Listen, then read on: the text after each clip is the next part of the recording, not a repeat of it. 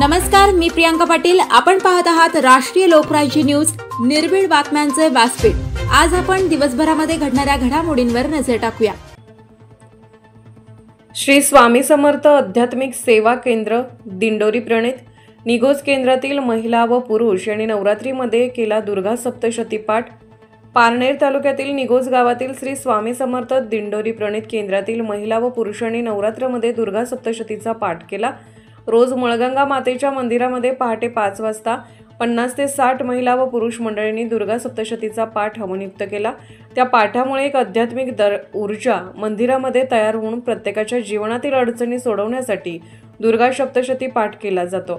त्या पाठासाठी निघोजमधील महिला वर्ग जयश्री देवदत्त साळवे, गौरी निलेश खोबरे, कोमल राहुल वराळ, प्रिया रसाळ, मेघा भालेकर, धुमाळ मावशी, उषा आतकर, चैताली वराळ, जानकी वराळ, मीरा वराळ, जना ढवळे, मंदा ढवळे, प्राजक्ता गाडेकर, शहाणे मावशी, ढुमनेताई, शकुंतला सोनवणे, नंदिनी मंदिलकर, ज्योती लामखडे, रुपाली लामखडे, सुरेखा लामखडे, मंदा वराळ, निर्मला वराळ, सोनवणेताई, वैष्णवी पोपळगट, वर्षा घोडे, भारती लामखडे, अश्विनी वराळ, रुपाली लामखडे, सुनीता लाळगे, वाढवणे मावशी, चित्राताई वराळ, सरपंच ग्रुप ग्रामपंचायत निघोज, वैशाली लामखडे, सारिका अल्हाट, धनश्री गायकवाड, पुरुषांमध्ये संदीप वराळ, विकास वराळ, मच्छिंद्र लामखडे, सोपान मंदिलकर, डॉक्टर घुले, वैद्यकीय अधिकारी सरकारी दवाखाना निघोज, सुदाम लामखडे, ठकाराम गायके, सर्व श्री स्वामी समर्थ सेवेकरी यांनी नवरात्रामध्ये मंगळदेवीच्या मंदिरामध्ये दुर्गा सप्तशती पाठ करून नवरात्रामध्ये